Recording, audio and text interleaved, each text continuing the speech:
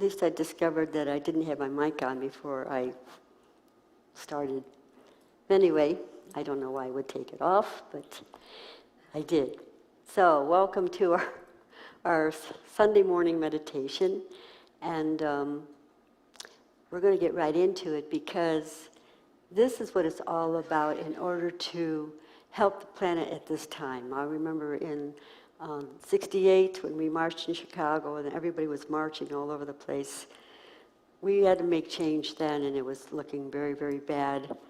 And right now we've got an environmental emergency. We've got people just being so demanding of wanting to have the right way. And it's just ego, and it's not caring about that everything is part of us. All life is part of us. We have to have all the trees. We have to have all the water. We have to have all these animals alive that were created. They were all there for a purpose, and so we can't just think it's us, and now we're going to be affected because the water's going lower and land's drying up, and it's like it's time to really meditate and do the work for the Creator that needs to be done. So let's just get ourselves into this position, and any chance that you can to meditate, especially in the morning or before you go to sleep, get that connection with the Spirit right now, because you're going to see miracles happen in your own life. Things that you want to happen will start to happen, and you'll be on a track that you will never thought you were going to go on. Your mission will come through what you are here for.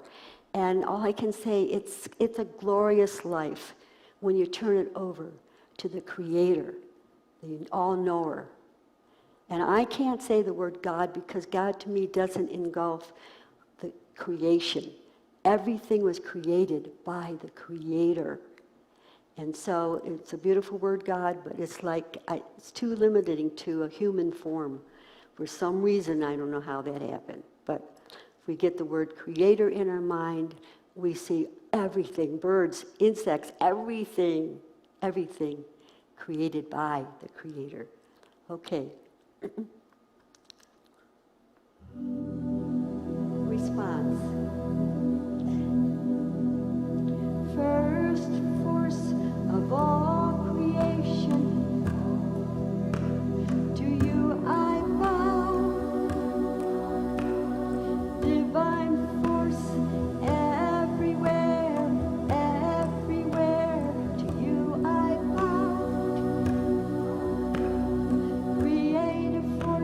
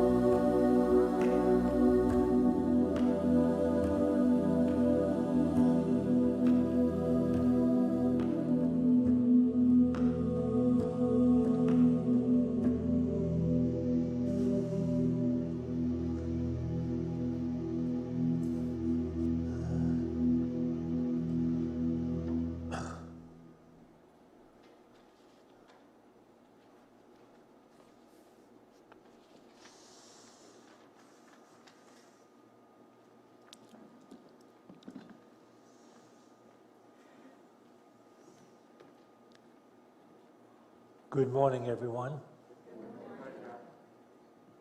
This morning, I will not be speaking about prayer, meditation, and the holy pause, but I will be speaking about the advanced state of mind that such spiritual practice leads to. While I'm offering the story about what took place recently, you may think it's absurd. It may seem absurd, but it is true, and it is only absurd because of the way we have been conditioned to think and deal with life. I know that some of you were probably expecting that the minister today will speak about the tragedy that took place in Uvalde, Texas. I did that on Wednesday evening, and each day since then I've said prayer and had, short, meaningful discussions with some people that have been really hurt by it. But as you know, I recommend to all people, we offer compassion, we offer prayer, we offer whatever help we can, financial or otherwise. But it does us no good to continue to angst upon it, even though the media will not stop bringing the situation to mind. Our journey is to be present, become more and more present in the awareness of this grand intelligence that gives us life, moment to moment to moment. And our karma involves what's taking place on our personal path.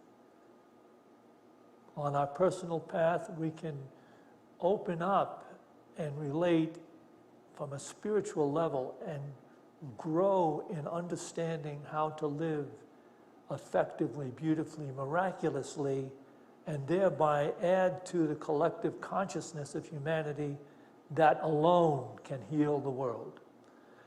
The things taking place on the periphery in the other countries and in other states and places beyond us or outside of our reach. They are outside of our reach to do anything but have compassion, to pray, and to send whatever help we can, and then be back in the practice of the presence of God. So today, I'm not going to be speaking at all. I just did my part to share that with you.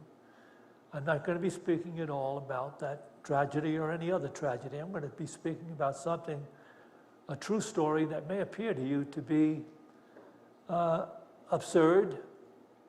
And so the only reason why we would consider what I'm about to tell you to be absurd is because of the way we have been conditioned to think and deal with life. And the master Eckhart Tolle shares this thought that is very important to us, that will help us understand the difference between wisdom and ordinary mundane thinking. Wisdom comes from a completely different place. So I want to share this with you so you can get at least settled in, so you won't feel overly absurd while I'm telling the true story that I will be telling. Just want to prepare you with this particular PowerPoint. Can we have this up there first? This is from the book Oneness with All Life by Eckhart Tolle, page 6. Thinking isolates the situation or event and calls it good or bad, as if it had a separate existence. Through excessive reliance on thinking, reality becomes fragmented. This fragmentation is an illusion. but it seems very real while you are trapped in it. And yet the universe is an indivisible whole in which nothing exists in isolation. The deeper interconnectedness of all things and events implies that the mental labels of good and bad are ultimately illusory. They always imply a limited perspective and so are true only relatively and temporarily speaking. That's a lot said. An example of that would be you have a picnic planned for this day and it's raining out. And immediately it infects your system and it brings up some negative emotions. It may bring up such negative emotion because you're trying to meet somebody who you really wanted to be with today or whatever. Who knows the situation? But the rain in that situation would create negative emotions. You know, a few blocks away, the farmer is rejoicing at the fact that he finally has rain for his crops. So what it means by it being relative, this idea of what's good and what's bad, is always relative from the personal perspective. That said now, I will tell you this story. As some of you know, our dog, Kaya, checked out of his body some weeks ago. This most wise and beloved dog was the reincarnation of a previous dog we owned named Gashawi. And that's Syntytia, if you want to know. Syntytia there on the left. And that's Little Shad on that tube on the right. And we're in the wilderness right there. And that's Gashawi. Gashawi looked so much like me that whenever he was in the car in the parking lot and I wasn't there, people would counsel with him. I had to finally get him, you know, I had to get him a certain kind of a haircut, and I had to get him some colored things for his eyes. And but still, the two of us were mistaken for each other over and over again. So that's Gashawi. Now Gashawi, we were on a camping trip, and we always go to the Four Corners area on his camping trips to find our dogs. And we were on a camping trip in Bluff, Utah, and we found Gashawi in a cave. He was among a litter of feral puppies. We found him in this way. We were around our campfire that night. We were roasting hot dogs, Norma, I, and our 3 children were roasting hot dogs, and this stray dog was out there, stayed about 10 or 15 feet away from us at all times, but could smell the hot dogs. And we tried to lure her in by throwing her pieces of hot dog, but she wouldn't come near us. And it became evident that she had been either badly abused or shot because she was limping badly. And so we followed her actions, we stayed, and we tracked her not too far away through the bushes into a cave where she had a litter of pups. You could only hear them squeaking. And we sent Dell in under the bushes because he's expendable. He's the anti-vax guy. Even from his childhood, he's been expendable. All right, look, we lured her out. We didn't send him in while she was there. But he went into the cave to see what was there because we heard these puppies. And he came out with a tiny little pup whose eyes weren't even opened. And we said, well, we can't keep this dog. This dog will die if we try to hold on to it. But I think it was Norma that said, look, we'll go to the general store in this one-horse town. All they've got are, old rigs from wagons and moose heads and things like that. She said, if that store has a baby bottle with a nipple on it, we'll keep them, and we'll buy some pet milk and feed him. You can't believe this, but that store did have a baby bottle with a nipple on it. I mean, it's impossible that it was there, but it was there. So we kept Gashawi, took him down to the Grand Canyon on our hike to the Havasupai area of the Grand Canyon, where the little children, Indian children, kept saying about him, Gashawi, Gashawi. And we said, what does that mean? And he said, it means little puppy. So he got his name down in the Havasupai area of the Grand Canyon. His name is Gashawi. And a lot, again, let me say that over the last 40 years, all of the dogs we've had, we have found in the Four Corners area. That's where the 4 states come together in the Southwest. That's Colorado, New Mexico, Utah, and Arizona. That's where we go. And that's where we went this time to find the reincarnation of Kaya, who promised to come back soon because we really loved him. But he was the most, Kaya actually turned out to be the most enlightened of all the dogs we've ever had. We seriously wanted him back. And we were down there, we were car camped for a few days and roaming through the area because the area has a lot of stray dogs. Just recently, they've started to try to pick them up and collect them and put them in shelters. But there's still a lot of stray dogs on these Indian reservations. Much of that territory is Ute Indian, it's Navajo, and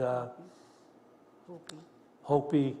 And so we're actually traveling through Indian territories, and most of our dogs come from those Indian territories. So we were car camping for about 3 days and getting nowhere, finding a dog among the strays. And people will ask, even before we had our trip, and whenever we go on these trips to find a dog, people say, how will you know it's the reincarnation of the dog you had? And we will tell them by the eyes. The eyes truly are the window to the soul. You can see, you can identify every soul through that soul's eyes in the body. So we're down there, and the 3rd day we were not doing too well coming up at anything that we could take back with us. And we wind up going to a coffee shop in a tiny town called Dolores, Colorado. It's just a 1-horse town. Well, it's a 1-firehouse town, and it's not 1 horse. It's a little bigger than that, but it's still a small town. And we go into this coffee shop for breakfast. Very small coffee shop, and had only 4 tables, and the tables were very close to each other. And while Norma and I were sitting there, 4 senior ladies come in and sit on the table right behind me. And I couldn't help overhearing their conversation. They were looking for a dog. Now, you got to follow this. This talk today is about intuition.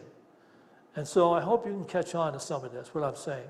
Think about what I've said already, and now what I'm about to tell you. 4 women, 8 o'clock in the morning, show up in the tiniest coffee shop in the tiniest 1-horse town in Colorado and sit right behind me. And I hear this one lady saying she is actually searching for a dog, to a puppy. She wants a puppy that she can bring back to play with or be a companion to her cat, who is very old. Does this sound to you like a story you'd find in a coffee shop in Dolores, Colorado? Okay. So you got these 4 senior ladies discussing her situation. And so I turned to Norma and I said, I whisper, I don't want to be impolite, I said, Norma, the women behind me are talking about finding a puppy. So she puts down her Bloody Mary, it was her third one. And she said, well, we got to talk to them, you know? So she whispers back at me. So I turn around and say, excuse me, I couldn't help overhearing your conversation that you're looking for a puppy. You know, we are too, but we've kind of run out of territory. We're looking, you know. And she said, well, there's a shelter in Cortez that has dogs. And she said, I was there yesterday, and they only had one puppy, and it was a mix between a couple of really feral dogs that it was too frisky. I couldn't take it back. My cat's an old cat. I want a companion for my cat. So she said, I said, oh, so there's a shelter in Cortez. She said, yeah, but it's closed today. And I didn't think anything about it. She said, it's closed today. So I talked to her a little bit about, you know, her search and, you know, where she's going next. And she said, well, I'll probably try the other shelters when they open. Norma and I, they leave. Norma and I finish our coffee and pancakes and Bloody Marys. We cut it off at 4, by the way. We never go beyond that, especially when we're on a dog hunt. Don't believe that part of it. I have to be careful because there are people that take things away from these talks and destroys our reputation in the community. These people just go on these drinking trips. All right. We didn't have Bloody Marys. We had, you know, we had tea and latte or whatever. Okay, so she tells us the Cortez shelter is closed. We head out to the open territory in Ute territory that runs from southern Colorado into New Mexico and then into Arizona. So we're heading out there and we're in this Indian territory, and there's some like a trading post set up there, and the native people are around and doing whatever businesses they're doing. And there's one little area where some young native girls are cooking hamburgers and hot dogs and selling them to the people that are gathered there. All of them were Native American, except for Norma and I showing up. And I went there and I asked, if she's seen any stray dogs in the area. She said, oh, there's stray dogs all over the place. But I said, I don't see very many. And she said, well, they're gathering them up now. They're bringing them to the shelters. They didn't used to, but they're bringing the dogs to the shelters.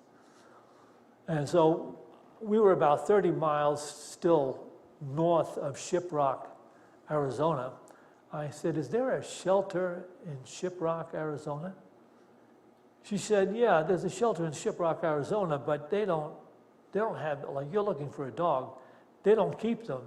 They don't have a lot of dogs there you can look over. They just put them down right away.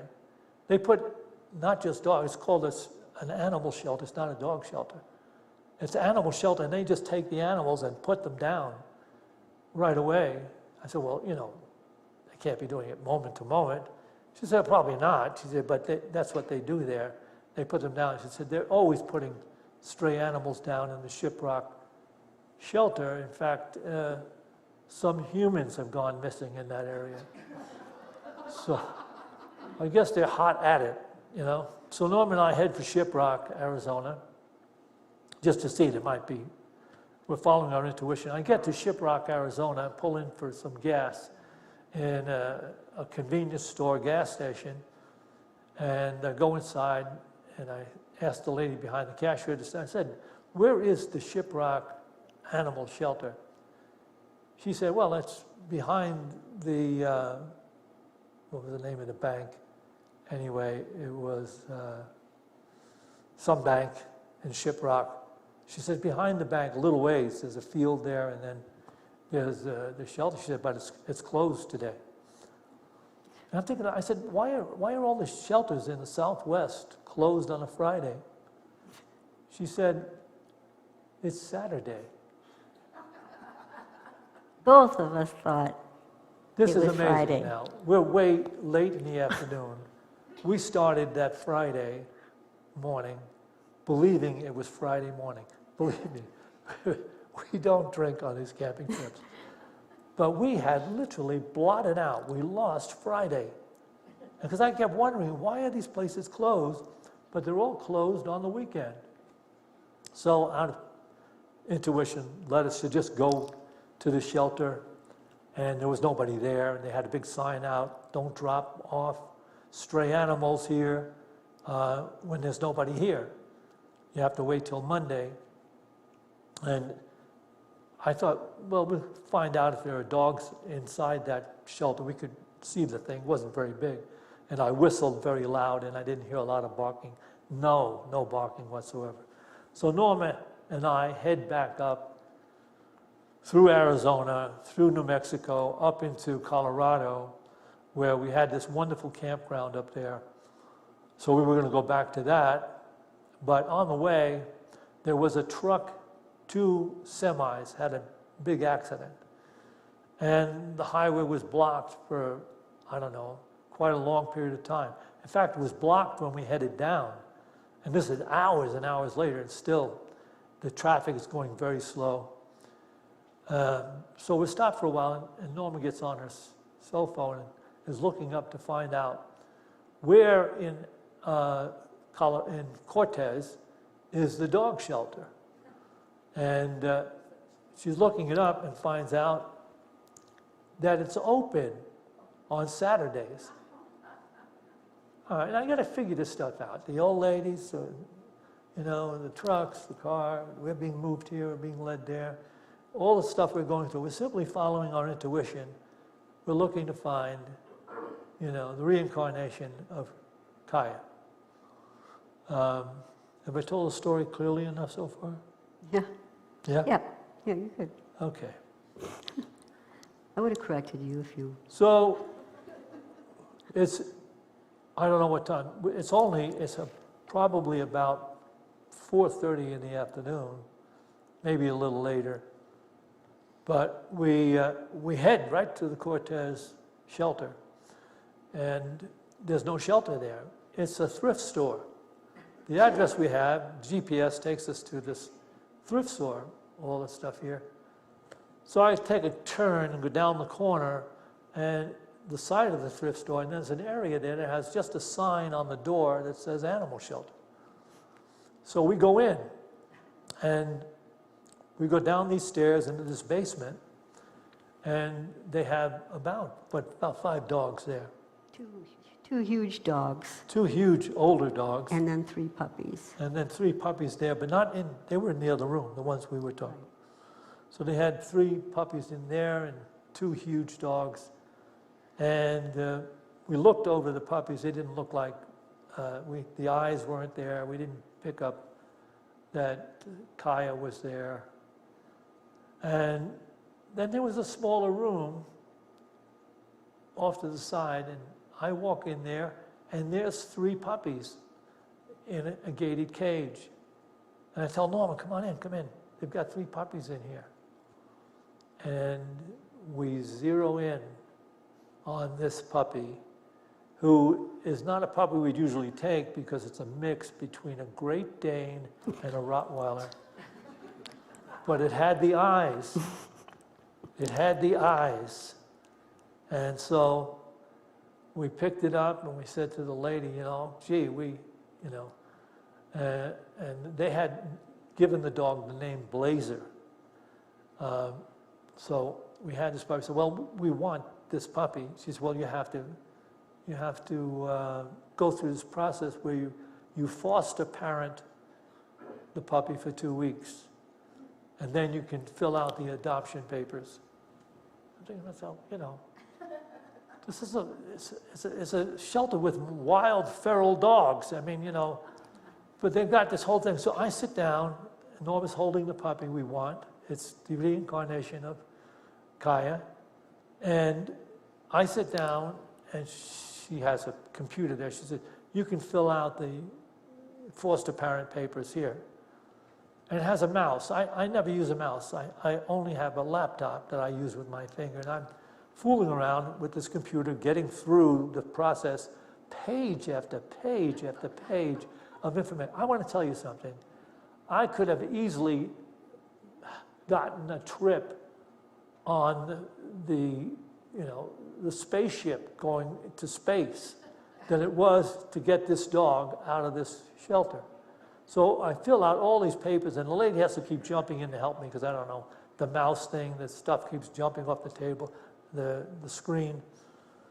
Finally get them filled out, and she said, okay, you'll have to come back on Monday because we need to get pictures of your home. I said, oh, I've got pictures of my home. Let me tell you, the questions are, what does your home look like? How long will the dog be alone? What will you feed him? What are you going to do about his shots? Do you have a personal vet that you'll be taking him to for his periodic treatments? How long have you been without a dog? How much time will he spend alone? I'm talking about 3 pages of personal questions. And then when we get to the whole thing, is what is your house? Do you have a road near your house? What's the traffic on that road? So I'm going through this whole thing, and I get to the place where I say, what are you going to fingerprint me before it's over? She says, no, we have to be very careful about it because a lot of people take dogs they don't really want. I said, well, we want this dog.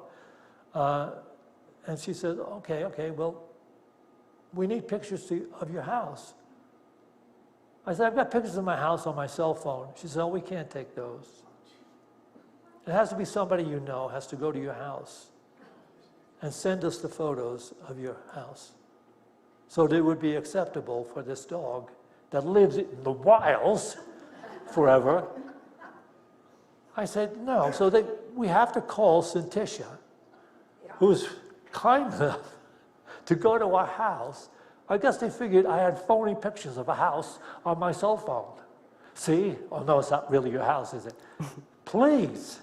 So she goes to the house. She sends them the photos of the house.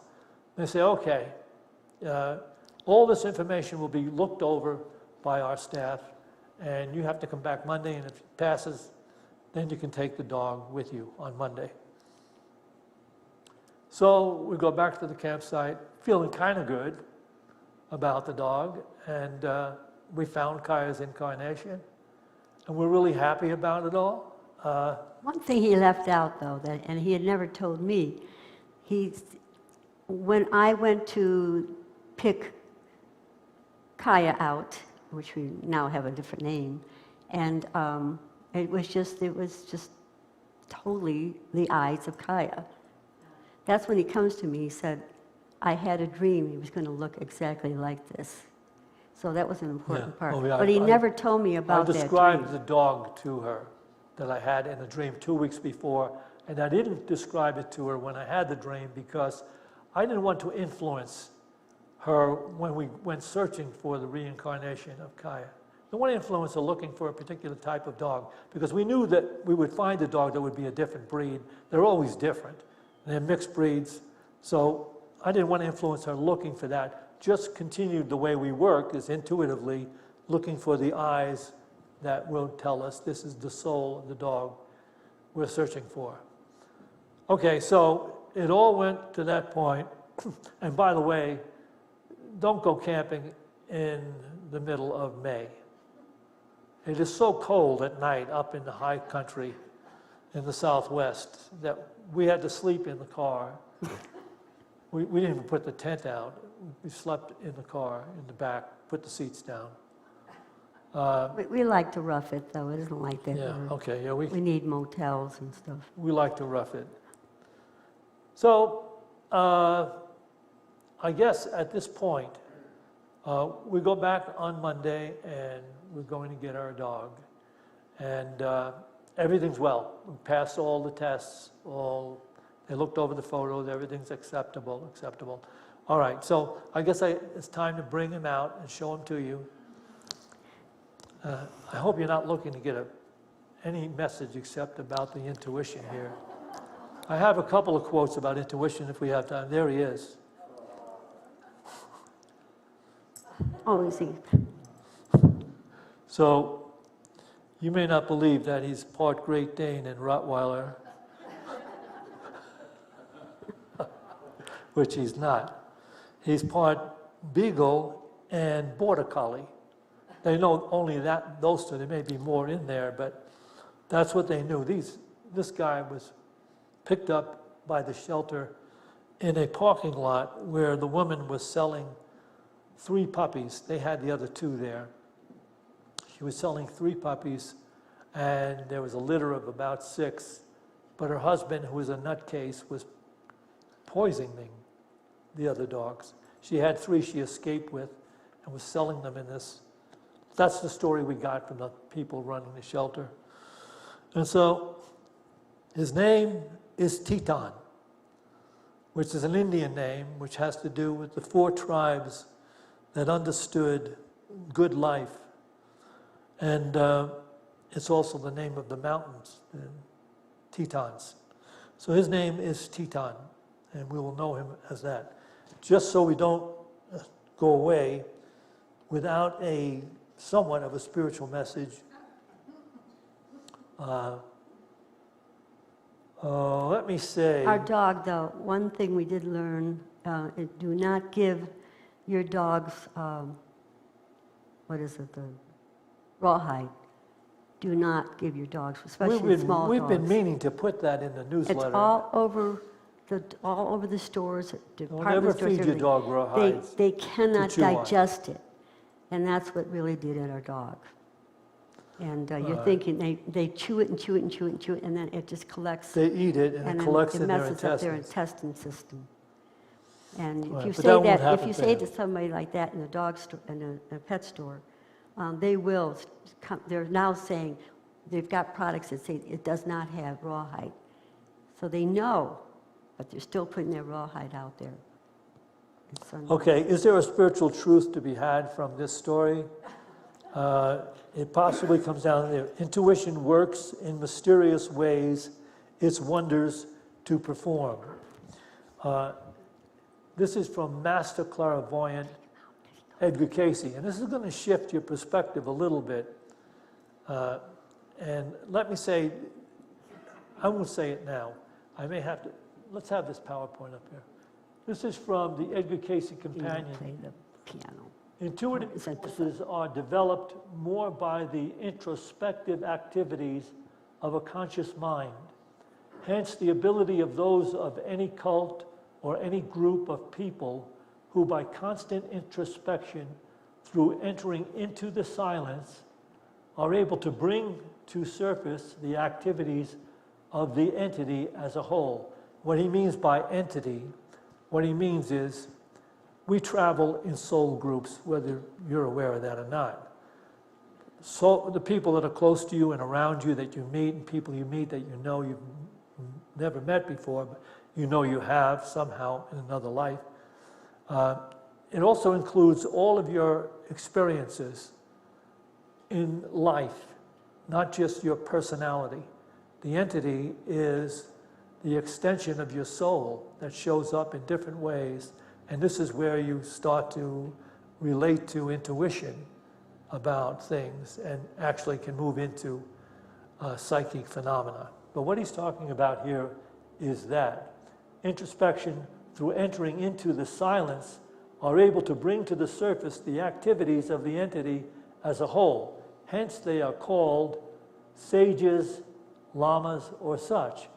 These, when they are made to be what is commonly termed practical, yet remaining spiritual in aspect, that is, sticking to the truth, they become masters. Know the basis is introspection. Sages, lamas, and such. These, when they are made to be what is commonly termed practical, yet remaining spiritual in aspect, that is, sticking to the truth, they become masters. Know the basis is introspection. So, in short, what Edgar Casey is relating here is the fact that through introspection, we actually develop this advanced state of introspection. So we're not just operating from the usual logic that we were raised to think in and carry on our lives in. We operate more and more from intuition. And I believe that in the end, eventually, we will evolve. That intuition, which is the guidance from within, will ultimately be the consciousness in which we, the entire human race, operate. But we're in that transition stage right now where some people are picking up on it. And eventually, I believe we will arrive in that, using that high state of consciousness more and more and more. And think about the advantages of that. When you arrive at that place and you become, well, at some point you become psychic, because you'd be so intuitive, you'd sense the truth of what is being said and shared. And then you'd also sense the untruth of what is being shared. And imagine now the problem we have with taking people to court for different criminal activities and having to ferret through the information of the attorneys to figure out whether or not a person is telling the truth or is not. But we will get to a place where we will be so intuitive. We will know when the truth is not being spoken. Many people here now also know that. You sense it. Some of you will sense it okay already. But that's intuition, because that's where we have that collective awareness, that intelligence we refer to as God. And finally, this may help. Let's have this next PowerPoint. This is also from the Edgar Cayce Companion. To bring a desired thing or condition into manifestation, is it advisable to visualize it by making a picture, or just to hold to the idea in prayer and let God produce it in his own way without making a pattern? This is Edgar Cayce's reading coming through to that question. The pattern is given thee in the mount. The mount is within thine inner self. To visualize by picturing it is to become idol worshippers. Is this pleasing with thy conception of thy God that has been given? Have no other gods before me. That's Exodus 23.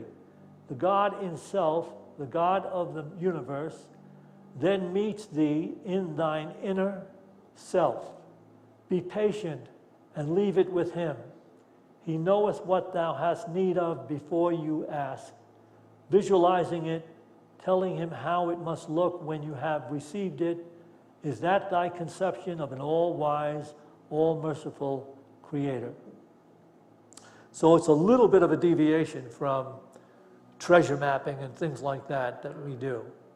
And what it is really focused on is introspection, meditation, which is what we advocate here at Unity, because with that, we enter into that relationship with this divine intelligence we refer to as God, so that we enter into that relationship through that practice, and we'll finally, I believe, get to a place, and I think the entire human race will get there. Maybe not in a short period of time, maybe over decades, who knows? But we will get there, where we'll be so aligned with this intelligence that we practice that inner experience of, that we will know the truth, and that's what it means in the Bible when it says, the truth will make you free. It will free you of deception. The world we live in the mundane thinking of the world, the unenlightened thinking that we carry on our lives in, you see, is riddled with deception. His young man's projection up here. It went against his, his personal faith in the letter of the law of the Bible. It can never even be debated with people that are so locked into the idea that Jesus is your Savior and your only way to arrive in the kingdom of heaven. Except that Jesus, in the Gospel of Luke, chapter 17, verse 20, said, "The kingdom of heaven is not coming from outside of you. The kingdom of heaven is within you, in the very midst of you." Am I lying? Okay. He should have hung around because he might have picked up something and said, well, these guys aren't that far away from the truth that he believes in, been conditioned to believe in. Anyway, we have this opportunity to recall that our journey is a journey of introspection and meditation that leads us to a recognition of the presence of God in every moment, and to live more and more in that moment, awake in the recognition that everything we look upon is sacred, worthy of forgiveness, worthy of compassion, worthy of love, worthy of peace. So we won't go to the meditation right now. We'll just take an offering for unity.